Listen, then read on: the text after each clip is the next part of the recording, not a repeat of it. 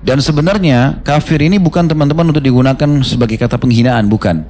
Cuma kan kita ada istilah mukmin lawannya kafir kan gitu. Seperti rajin lawannya malas gitu kan. Ya, atau malas lawannya rajin kan begitu. Nah ini pagi, siang, malam misalnya. Laki-laki, perempuan kan begitu. Mukmin ya kafir, gitu kan? Atau kadang-kadang diperankan juga antara mukmin sama munafik. Tapi yang umumnya adalah mukmin sama kafir gitu. Tadi kan kita bilang kalau tetangga dipanggil, kalau teman kantornya dipanggil, hai kafir, itu nggak boleh. Dan ini melanggar adab syar'i ya. Tapi tidak membawa orang mukmin muslim itu keluar dari agama Islamnya gitu. Tapi kalau secara umum, dia menyebutkan tentang firman Allah Subhanahu wa taala ini, menjelaskan tentang sebab-sebab kekufuran, perbedaan orang-orang mukmin sama orang kafir, itu semua bisa. Menjelaskan tentang korban-korban orang-orang kafir misalnya di medan perang bersama Nabi SAW, itu yang perang melawan Nabi, semua itu tidak ada masalah.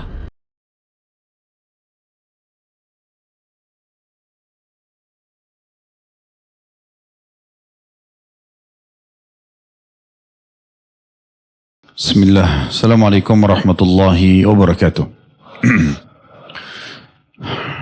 Alhamdulillah. Selalu saja kita memuji dan memuja Sang Pencipta Allah yang kita yakini tidak ada Tuhan yang berhak disembah kecuali Dia. Dialah satu-satunya pengurus, penguasa, pemilik semua yang di langit, semua yang di bumi, semua yang di kedalaman lautan, terjangkau atau tidak terjangkau oleh mata kita. Dan kita pun yakin Allah itu memiliki sifat-sifat yang mulia, maha mendengar, karena Dia mendengar semuanya apa yang sedang kita ucapkan, dan juga alim, maha mengetahui semua gerak-gerik kita, basir, maha melihat. Maka Allah Subhanahu wa taala akan selalu menilai ucapan syukur seorang hamba, dan pasti sesuai dengan janjinya Dia akan tambahkan segala nikmat yang kita butuhkan dengan pengucapan kalimat ini. Selanjutnya kita panjatkan salam hormat kita kepada manusia yang telah Allah perintahkan untuk mengucapkan salam hormat kepadanya, yaitu Nabi besar Muhammad sallallahu alaihi wa ala alihi wa sahbihi wasallam, karena berharap balasan dari ucapan salam hormat ini dan juga sebagai balas jasa kepada manusia terbaik ini yang telah menyampaikan agama Allah Subhanahu wa taala 23 tahun dari masa hidup beliau, 13 tahun di Mekah dan 10 tahun di Madinah. Seperti biasa teman-teman sekalian, di Rabu malam kita akan melanjutkan kajian dosa-dosa besar. Semoga Allah selamatkan kita dari seluruhnya, dan Allah mengikhlaskan niat kita pada malam ini untuk belajar, dan tentu seterusnya setiap kali hadir dalam majelis ilmu ataupun setiap ibadah yang kita kerjakan, semoga Allah berikan kepada kita keikhlasan dan pahala yang sempurna. Allahumma amin. Dan kita akan bahas pada malam ini bab yang disebutkan oleh Syekh Muhammad rahimahullah, zikru qaul ya aduwallah au ya fasiq au ya kafir wa nahwahu. Bab penyebutan tentang ucapan wahai musuh Allah. Bab pengucapan tentang wahai orang fasik. Pengucapan wahai orang kafir atau yang semisalnya. Sebelum kita masuk ke dalam bahasan ini, saya akan coba dulu kembali kepada dasar-dasar Islam berhubungan dengan masalah bagaimana sikap dan akhlak seorang muslim, terutama dalam mengontrol lisannya. Perhatikan Allah menyebutkan dalam surah Al-Baqarah, bisa dilihat surah nomor 2 ayat 83. Di mana Allah Subhanahu wa taala menyebutkan di potongan ayat di situ, waqulu linnasi husna, dan selalulah mengucapkan kepada manusia perkataan-perkataan yang baik, yang santun, yang ramah. Bahkan Nabi Muhammad SAW pun pada saat beliau marah masih nampak kesantunannya, masih nampak tutur kata yang baik. Tidak pernah beliau membalas keburukan dengan keburukan. Yang keburukan itu serupa. Tapi beliau menyinggung iya. Perintah Allah SWT dalam surah Al-Baqarah ayat 83 ini dasar sekali bagi setiap muslim. Wa qulu linnasi husna, dan selalu ucapkan kata-kata yang baik, yang santun, yang ramah kepada manusia. Bukan sesama orang beriman saja, semua manusia. Kemudian juga kita tahu firman Allah Subhanahu wa taala yang sangat masyhur di dalam surah Al-Hujurat, surah nomor 49 ayat 11. Ini juga pondasi dasar dalam sikap dan karakter setiap muslim menggunakan lisannya bermuamalah dengan manusia. Al-Hujurat surah nomor 49 ayat 11 yang bunyinya, Ya ayyuhalladzina amanu la yaskhar qaumun min qaumin asa an yakunu khairan minhum wala nisa'un min nisa'in asa an yakunna khairan minhun wala talmizu anfusakum wala tanabazu bil alqab bi'sal ismul fusuq ba'dal iman wa man lam yatub fa ulaika humul zalimun. Perhatikan Allah berfirman dari 1400 tahun yang lalu ayat ini. Dan akan terus ditilawahkan oleh orang beriman sampai hari kiamat. Dan juga akan menjadi prinsip dasar orang yang sudah masuk iman dalam hatinya. Hai orang-orang beriman, janganlah sekumpulan orang laki-laki merendahkan kumpulan yang lain. Boleh jadi yang ditertawakan, dianggap remeh, diolok-olok, lebih baik daripada mereka. Dan jangan pula sekumpulan perempuan merendahkan kumpulan lainnya. Boleh jadi yang direndahkan, diremehkan, diolok-olok, itu lebih baik. Ini pesan Allah yang pertama, tidak boleh merendahkan komunitas lain. Pesan yang kedua, dan jangan suka mencelah dirimu sendiri. Kok saya jelek, kok saya hitam, kok saya pesek, kok saya begini dan begitu. Ciptaan Allah ini, bukan milik kita. Allah yang pinjamkan badan ini. Kita kalau menghina tubuh kita sendiri, berarti kita menghina penciptanya. Kita bukan pemiliknya. Pesan ketiga, dan jangan memanggil dengan gelaran yang mengandung ejekan. Pendek, gendut, botak, apalah. Ya. Lalu Allah SWT mengatakan, seburuk-buruk panggilan adalah panggilan yang buruk sesudah iman. Maksudnya kalau kalian sudah menjadi orang beriman, sudah faham, nggak boleh lagi panggil-panggil buruk seperti itu. Dan barang siapa yang tidak bertaubat, terus saja melakukan itu, merendahkan kelompok yang lain, menghina dirinya sendiri, ya. Kemudian juga memanggil dengan panggilan-panggilan buruk, maka mereka itulah orang-orang yang zalim. Jadi 3 pesan ini, yang pertama jangan merendahkan kelompok-kelompok lain, komunitas lain. Saya pernah jelaskan ikhwah dan akhwat sekalian rahiman rahimakumullah tentang hukum syamata, kalau masih ingat. Syamata ini artinya menganggap remeh orang lain. Sebab pasukan muslimin kalah di perang Hunain. Peperangan ini pertama kali pasukan Islam yang dipimpin oleh Nabi SAW mencapai jumlah sekitar 30.000 pasukan. Maaf, 12.000 pasukan. 12.000 jumlahnya. 10.000 yang datang bersama Nabi SAW dari Madinah, kemudian melakukan kota Mekah. Lalu bergabunglah para mu'allaf, orang yang baru masuk Islam pada saat itu 2.000 orang. Jadi akhirnya menjadi 12.000 pasukan. Belum pernah pasukan Islam sejumlah ini. Besar sekali pada saat itu. Sebagian sahabat ada yang mengatakan begini pada saat lagi menuju ke lembah Hunain. Dengan pasukan sebesar ini kita tidak akan pernah kalah. Maksudnya musuh dianggap remeh. Karena perkataan ini saja Allah uji muslimin kalah. Juga Umar bin Khattab berkata radhiyallahu anhu, saya khawatir kalau ada wanita hamil di depanku, lalu aku berkata, ih perutnya besar ya. Maka tiba-tiba Allah membuatku hamil. Kita bukan sedang membahas letter-letternya, tapi lihat pesannya. Padahal tidak mungkin laki-laki hamil kan? Tetapi dia menunjukkan kepada kita sebuah ilmu penting dasar dalam Islam, tidak boleh mencelah dengan alasan apapun. Ini penting sekali. Menganggap remeh komunitas. Apakah pengajian dengan pengajian, komunitas, instansi dengan instansi, partai dengan partai, apalah. Merendahkan orang lain. Tunjukkan kualitas, selesai. Tugas kita itu. Lalu kita praktekkan. Dalam kehidupan kita apa yang sudah kita janjikan. Selesai. Gak perlu kita merendahkan orang lain. Jangan sampai kita berdagang misalnya. Kemudian ada seorang konsumen datang dan mengatakan, ini berapa harganya? Misal jilbab atau peci. Oh ini 20.000 rupiah.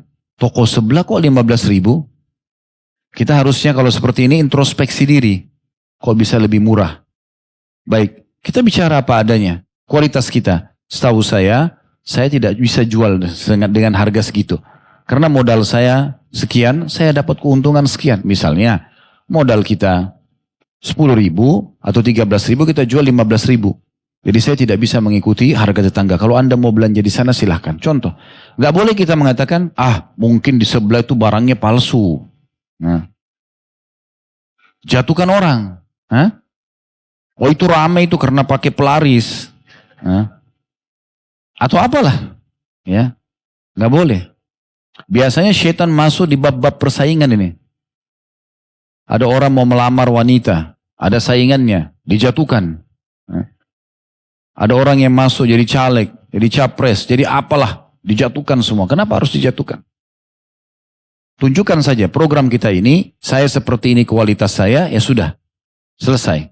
Allah Subhanahu wa Ta'ala punya cara nanti untuk memberikan kepada kita dukungannya. Jadi nggak boleh satu komunitas merendahkan komunitas lain. Termasuk muslim kepada kafir pun tidak boleh. Apalagi muslim sama muslim lebih pantas untuk tidak boleh. Baik itu laki-laki sama laki-laki, perempuan sama perempuan. Ini biasa orang kalau dudukan pada gosipin orang tuh. Ya.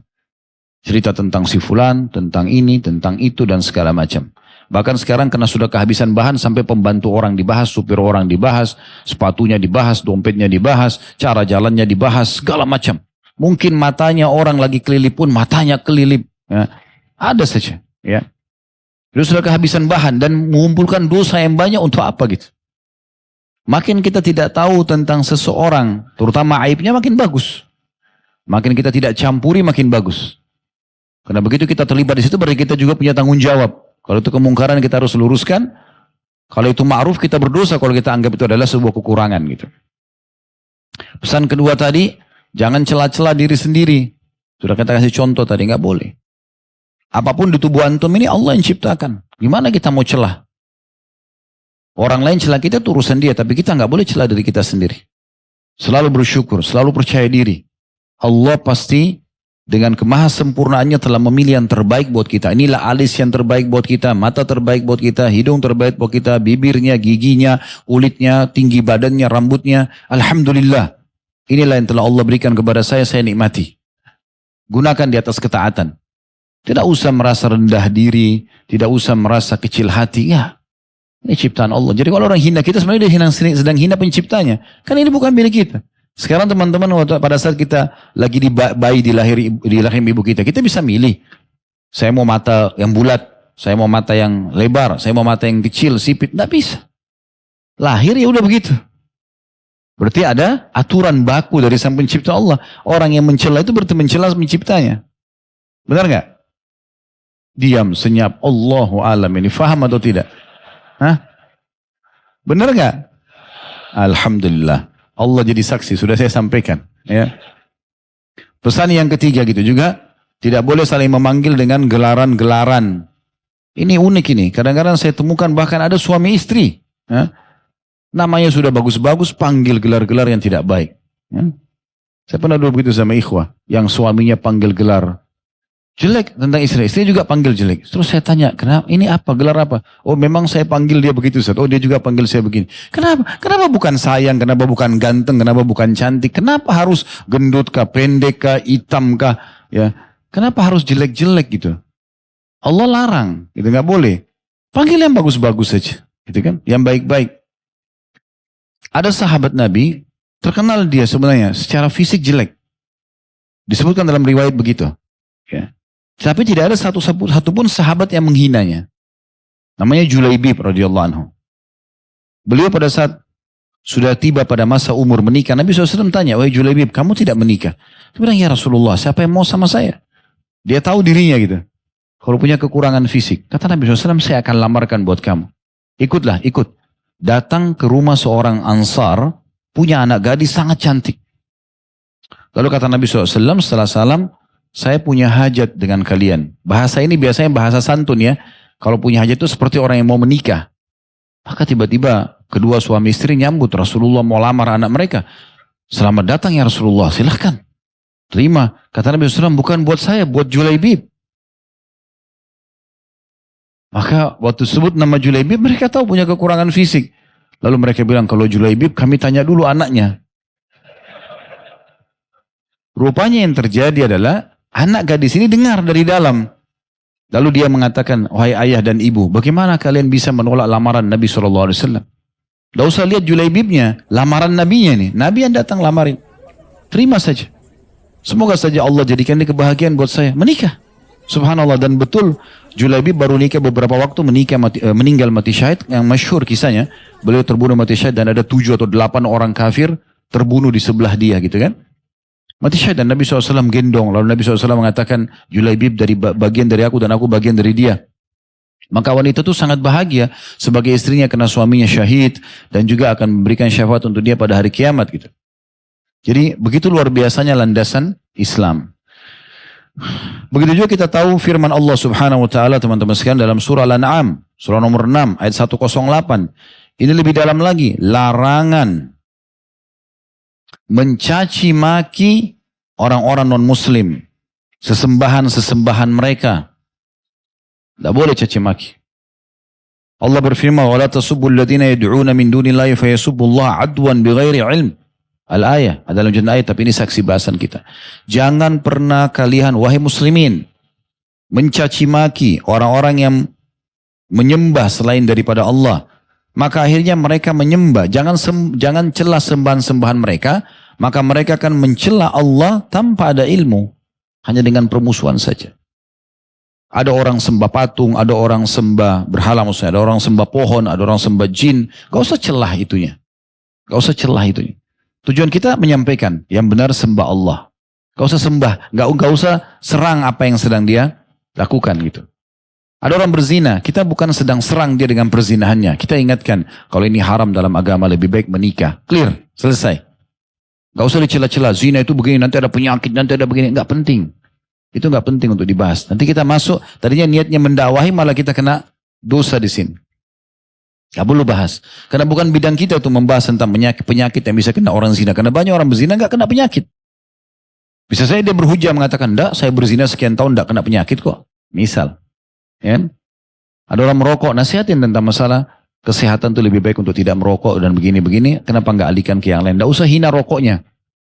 Udah, jadi poin penting untuk dipaham. Jadi kita tidak boleh mencaci maki sesembahan-sembahan mereka. Mereka pun tidak boleh dicaci maki. Kita dakwahi saja, selebihnya serahkan kepada Allah Subhanahu Wa Taala. Nabi Muhammad SAW tidak pernah mencaci maki sembahan-sembahan mereka di Mekah. Walaupun orang Quraisy fahamnya Nabi SAW mencaci maki, gitu kan? Tapi Nabi cuma mengatakan, kenapa nggak sembah Allah? Kenapa patung tidak bisa berbicara? Bukan menyembah, bukan menghina, gitu kan? Nabi tidak mengatakan jelek kok mukanya itu patungnya, kenapa disembah? Nggak digituin. Itu landasan-landasannya. Kemudian juga hadis Nabi SAW, laisal mu'minu bit-ta'an, hadis yang masyhur. Orang mukmin itu bukan yang suka mencari-cari masalah dan kesalahan orang dan juga mencelah. Bukan sifat orang beriman tuh. Bukan ta'an. Walal la'an, dan juga bukan yang suka melaknat atau mendoakan keburukan. Ya. Walal fahish, dan bukan orang yang suka berkata kasar. Walal badhi, dan juga bukan orang yang suka berkata kotor. Itu digabungkan oleh Nabi SAW dalam hadis ini. Laisal mu'minu bit-ta'an, bukan orang mukmin yang suka mencari-cari masalah, kesalahan orang, mencela-cela. Walal la'an, suka melaknat, mendoakan keburukan. Kemudian walal fahish, berkata kasar. Walal badhi, tidak juga berkata yang kotor. Disebutkan juga tentang ciri Nabi SAW yang mulia. Dikatakan dalam hadis Bukhari dari Abdullah bin Amr radhiyallahu anhuma, beliau mengatakan, lam yakunin Nabi SAW fahishan wala mutafahisha. Nabi SAW itu tidak pernah punya sifat keji. Keji itu jahat gitu. Selalu orang kalau dekat Nabi SAW merasa nyaman. Tidak merasa orang ini akan berbuat kejahatan. Juga dikatakan wala mutafahisha. Dan tidak pernah memiliki lisan yang keji. Menyakiti orang, menjatuhkan orang. Tidak pernah seperti itu. Oleh karena itu, setiap muslim harus hati-hati sekali. Kalau kita bicara lingkup seorang muslim, lebih dalam lagi. Ya. Karena kata Nabi SAW, sibabul muslim fusuq wa qitaluhu kufur. Hadis Bukhari Muslim, ini pernah kita bahas dulu ya. Ini salah satu dosa besar ini. Kata Nabi SAW, menghina, mencaci, merendahkan seorang muslim adalah perbuatan kefasikan, dosa besar. Dan membunuhnya adalah kekufuran. Membunuhnya adalah kekufuran. Baik, ini teman-teman sekalian adalah landasan-landasan bahasan kita sebenarnya. Maksudnya karakter muslim itu sangat jelas, ya. Dan dia tidak akan pernah mencaci baik dirinya, orang lain, perbuatan salah orang lain, tugasnya hanya menyampaikan kebaikan saja. Kita akan coba baca apa yang ditulis oleh Syekh Muhammad rahimahullah. Dalil-dalil yang beliau angkat, ada 3 buah dalil di sini. Yang pertama, riwayat Bukhari dari Abu Dzar radhiyallahu anhu secara marfu, maksudnya sampai kepada Nabi SAW, la yarmi rajulun rajulan bil fusuq wa la yarmihi bil kufur illa irtaddat alaihi in lam yakun sahibuhu kadzalik. Tidaklah seseorang menuduh seseorang yang lain dengan kefasikan. Fasik ini maksudnya rusak keimanannya, jauh dari agama, walaupun dia muslim bisa berjulukan fasik. Dan tidaklah menuduh seseorang dengan kekufuran, melainkan akan kembali kepadanya jika orang yang dituduh tidak demikian. Jadi ini bahasan dalil yang pertama dan jelas maknanya. Artinya kalau kita mengatakan hai fasik, pezina kah, pemabuk kah, ahli maksiat, hai fasik. Fasik sebenarnya julukan bagi orang yang berusak imannya dan rusak agamanya gitu. Tapi tidak boleh kita panggil hai fasik. Atau kita mengatakan hai kafir. Bahasa nanti kita rincikan ini ya. Kalau ucapan kafir ini ada kurang lebih 3 tingkatan nanti. Mengucapkan kepada secara umum, atau ucapan khusus, atau kepada muslim. Ini ada rinciannya nanti. Tapi yang jelas mengucapkan hai kafir, ini ada konsekuensi hukum. Kalau orang yang sedang kita jadikan target, hai fasik, hai kafir, tidak layak untuk itu, maka pasti akan kembali kepada pengucapnya. Tugas kita teman-teman adalah beribadah untuk diri kita dan menasehati orang lain kalau dia salah. Kita tidak diciptakan oleh Allah SWT untuk jadi pengawas. Kau usah jadi pengawas untuk orang lain. Mudah-mudahan bisa difahami. Pengawas tahu kita. Awasin ini, mata-matai orang, mantau, ya, mencari tahu sampai di mana prestasinya, apalah kegagalan-kegagalannya. Ini tidak penting, kecuali antum memang satu perusahaan, antum seorang manajer harus ditugaskan memang melihat kualitas kerjanya bahwa antum itu lain. Tapi secara umum tidak boleh. Bukan tugas kita untuk itu. Ya. Jadi dari hadis ini kita ambil pelajaran tidak boleh mengucapkan sembarangan kalimat fusuk ataupun kafir. Ya. Nanti akan ada rincian tentang masalah itu. Dan kalau seandainya yang diucapkan itu layak untuk mendapatkannya, maka akan sampai pada dia. Tapi kalau tidak, akan kembali kepada pengucapnya. Bayangkan kalau yang mengucapkan ini sebenarnya bukan orang fasik. Tapi nanti jadi dapat julukan fasik dia karena dia menuduh orang lain. Atau dia tidak kafir, tapi dia jadi kafir karena dia menuduh orang lain kafir, padahal sebenarnya tidak layak untuk jadi orang kafir. Nah itu yang dimaksudkan. Kemudian yang kedua, yang diangkat oleh beliau adalah riwayat Samura radhiyallahu anhu secara marfu, maksudnya sampai kepada Nabi SAW juga, la tala'anu bila'natillah, wala bighadabillah, wala binnar. Disahihkan oleh Tirmidzi. Jangan pernah kalian saling melaknat dengan laknat Allah. Semoga Allah melaknatmu. Semoga, makna kalau bahasa Indonesia, semoga Allah membinasakan kamu. Semoga Allah mencelakakanmu, gitu-gitu. Itu laknat namanya. Berdoa agar orang jauh dari rahmat Allah. Dan jangan juga pernah ya, saling menyerang dengan kemurkaan Allah. Dan juga dengan neraka. Ya. Misalnya mengatakan, semoga Allah murka padamu. Semoga kau masuk neraka. Nah, itu tidak boleh. Walaupun kita lagi sangat emosi. Ya. Tapi kalau kita mengatakan misalnya, perbuatan ini bisa membawa kepada neraka nantinya. Hati-hati. Itu lain. Niatnya menasehati. Tapi kalau kita memvonis orang, nah ini tidak boleh. Dilarang oleh Nabi SAW. Dan ini, kalau ada larangan seperti ini, ya, berarti masuk dalam kategori dosa besar. Nggak boleh. Jadi selalu ucapkan kata-kata yang baik. Ya. Walaupun kita lagi emosi, semoga Allah berikan hidayah. Ya.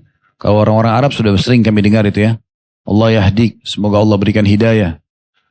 Ucapan ini diucapkan padahal mereka lagi marah banget gitu. Karena ada masalah yang sedang dibuat gitu. Ya. Jadi selalu minta agar Allah berikan hidayah. Nah ini doa yang sangat baik. Kita kan jarang sekali mengucapkan doa-doa seperti itu ya. Itu juga jangan main-main dengan murkahnya Allah. Masih ingat ada hadis, sehingga saya riwayat Bukhari yang kata Nabi SAW ada dua orang, yang satu baik, yang satu buruk gitu kan, jauh dari agama. Tapi yang baik ini selalu menasihatin, jangan kamu begini nanti Allah marah.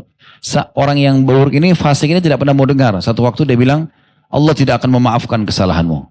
Yang bilang itu orang baik ini. Kata Nabi SAW, Allah langsung menimpali pada saat itu. Allah mengatakan, siapa orang ini? Berani-beraninya memvonis kalau aku tidak akan mengampuni. Bagaimana bisa kita mengambil keputusan yang Allah mungkin belum mengambil, tidak mengambil keputusan itu. Siapa orang ini? Maksudnya orang yang baik tadi itu. Berani benar memvonis, aku tidak akan mengampuni. Ketahuilah, karena vonisan dia itu, aku telah memaafkan semua kesalahan orang yang fasik dan aku sudah hapus amal solehmu. Itu orang baik itu dihapus amal soleh.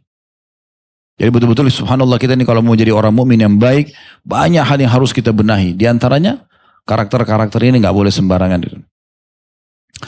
Dalil ketiga yang diangkat oleh dan terakhir dalam bab ini adalah riwayat Bukhari dan Muslim dari Abi Dzar radhiyallahu anhu secara marfu atau sampai kepada Nabi SAW, "Wa man da'a rajulan bil kufri aw qala ya aduwallah wa laysa kadzalika illa hara alaihi." Barang siapa yang memanggil seseorang dengan kekufuran atau mengatakan wahai musuh Allah, sedangkan dia tidak demikian melainkan akan kembali kepadanya. Jadi sama orang sedang mendoakan keburukan buat diri dia sendiri. Hati-hati sekali. Ya.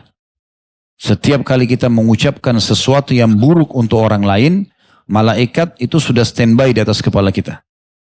Sudah langsung mengatakan wala kamithluhu wala kamithlu. Kau akan dapat yang sama, kau akan dapat yang sama. Jadi kalau kita, saya pernah memberikan contoh itu ya, kalau misalnya ada orang yang kaya raya depan kita, supaya hati kita bersih, kita mengatakan semoga Allah berkahi, semoga Allah tambahkan, doakan kebaikan. Mungkin antum bilang, Ustaz, untuk apa orang kaya kita doakan lagi supaya tambah kaya? Jawabannya sebenarnya adalah karena kita sedang mendoakan diri kita. Karena pada saat kita mengatakan ya Allah berkahi, ya Allah berikan dia tambahan, malaikat di atas kepala kita mengatakan kau akan dapat yang sama, kau akan dapat yang sama, dan doa malaikat mustajab. Tapi kalau kita bilang ya Allah hilangkan aja, ini nanti dia sombong, padahal dia hasad sebenarnya. Malaikat bilang kamu juga, sama. Jadi nggak usah niat-niat buruk, nggak usah caci maki orang, usah baik-baik aja udah. Masalah orang lain serang kita nggak masalah, itu ajang pahala, kan begitu. Baik, kita masuk lebih dalam teman-teman sekalian, dan ini penutupan bahasan kita tentang bagaimana sebenarnya menggunakan kata-kata panggilan-panggilan seperti ini. Kita mulai dari panggilan kepada seorang muslim. Kalau kita mengatakan kepada seorang muslim, wahai kafir, wahai fasik, ini hukumnya berat ya. Karena kembali kepada hadis-hadis yang tadi baru kita sampaikan. Siapapun yang mengatakan pada saudaranya, hai kafir, hai musuh Allah, hai fasik. Dalam hadis yang lain dikatakan riwayat Muslim, idza qala ar-rajulu li akhihi ya kafir faqad ba'a bihi ahaduhuma. Siapapun yang mengatakan kepada saudaranya muslim, sama muslim, kita bahas muslim dulu, hai kafir, maka kembali kepada salah satunya. Tentu saja dia nggak bisa ucapkan ini kepada seorang muslim, karena selama status muslimnya masih ada. Untuk indikasi kafir harus jelas. Dia memang menyatakan saya murtad dari Islam, misalnya na'udzubillah. Jelas gitu. Perbuatan yang membawa pada kekufuran pun itu harus tegak hujah padanya.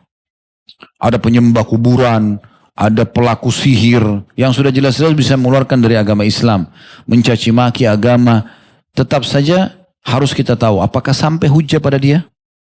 Maksudnya sudah sampai argumentasi nggak? Dalilnya ini nggak boleh. Kalau sudah sampai tetap dia bangkang, nah itu baru kufur. Tapi bisa saja dia nggak tahu. Saya tidak tahu. Ya, sini sudah sering kita kasih contoh. Bukankah sahabat Badui yang datang kencing ke masjid tidak tahu? Masjid datang kencing di depan orang. Orang kencing pasti buka celana, nggak mungkin tidak. Dalam masjid, coba antum bayangkan datang buka celana. Makanya sahabat semua pada marah. Ini orang di mana akalnya nih? Kencing di masjid. Karena mereka semua mau menyerang, orang ini hampir lari, mau lari, kan bisa mercik kemana-mana kencingnya. Nabi SAW berikan isyarat agar tenang saja. Dibiarkan, sampai selesai dia kencing. Karena tidak tahunya orang ini sampai dia lanjutin kencingnya. Udah selesai, Nabi baru datang, SAW. Ini masjid, Nabi tidak bicara tentang kencingnya. Nabi cuma ngomong, ini masjid tidak layak untuk berbuatan seperti ini. Orang itu bilang, ya Allah rahmati Muhammad dan aku, jangan rahmati yang lainnya. Karena yang lain mau langsung main tonjok aja. Nggak tahu. Belum tahu hukum. Jangan pemahaman kita semua kita tarik ke orang lain. Mungkin orang lain belum tahu kan gitu. Banyak sekali kasus seperti ini saya temukan di lapangan itu. Pada saat kita ingatkan, oh iya begitu ya. Ternyata nggak boleh. Nah, banyak orang tidak tahu. Jadi harus hati-hati di sini. Juga Nabi SAW ya, menyebutkan dalam banyak hadis ya. Di antara tadi yang sudah kita sebutkan, tidak bolehnya seseorang mengucapkan kalimat-kalimat ini. Banyak ulama hadis Ibnu Hajar dan yang lainnya menanggapi masalah ini. Mengatakan kalau ada orang sengaja mengucapkan kalimat kufur kepada saudaranya muslim, maka dipastikan akan kembali ke dia. Kecuali saudaranya muslim itu memang telah tegak hujjah padanya. Artinya memang dia murtad dari agama Islam, lalu kita mengatakan si fulan telah kafir. Nah itu boleh. Itu tidak masalah. Tapi kalau tanpa sebab, serius nggak boleh, bercanda pun nggak boleh. Itu yang pertama. Yang kedua, kalau kita menggunakan kalimat kafir kepada orang kafir, misalnya kita mengatakan, hai kafir ke sini, misalnya, apakah itu boleh atau tidak? Ini kata ulama yang kami ketahui adalah melanggar adab syar'i. Tidak dikatakan tidak boleh 100%, tetapi dia misalnya dibedakan kondisinya kalau dia di kancah peperangan dengan di luar kancah peperangan. Nabi SAW pernah menggunakan bahasa-bahasa ini tapi di kancah peperangan. Seperti penyebutan beliau tentang Yahud Khaybar, gitu kan? Wahai musuh-musuh Allah, Nabi SAW pernah ucapkan itu. Tapi di kancah peperangan. Karena mereka didakwahi Islam, sudah tahu kebenaran tapi mereka nolak. Tapi kondisinya berbeda, gitu kan? Karena di kancah peperangan ini ada beberapa hal yang tadinya tidak boleh di luar kancah peperangan tapi boleh di situ. Kalau masih ingat tentang kisah Semah radhiyallahu anhu, Abu Dujana, pada saat beliau menerima pedang Nabi SAW di Uhud, gitu kan? Di mana Nabi SAW mengatakan siapa yang memberikan haknya Allah dan Rasulnya di pedang ini. Maka dia mengatakan apa haknya ya Rasulullah? Kata Nabi SAW, engkau ambil dan engkau gunakan untuk membunuh musuhmu sampai pedang ini bengkok gitu, atau rusak. Maka Abu Dujana pun mengambil, kemudian beliau letakkan pedang itu di dadahnya, lalu beliau gunakan imamah warna merah, sengaja maju ke depan musuh dan menunjukkan kesombongan beliau. Maka Nabi SAW lihat, beliau mengatakan apa? Sungguh cara seperti ini dimurkahi Allah kecuali di tempat ini. Selain medan perang nggak boleh. Di medan perang dibolehkan. Berarti kan ada pengecualian. Nah itu beda.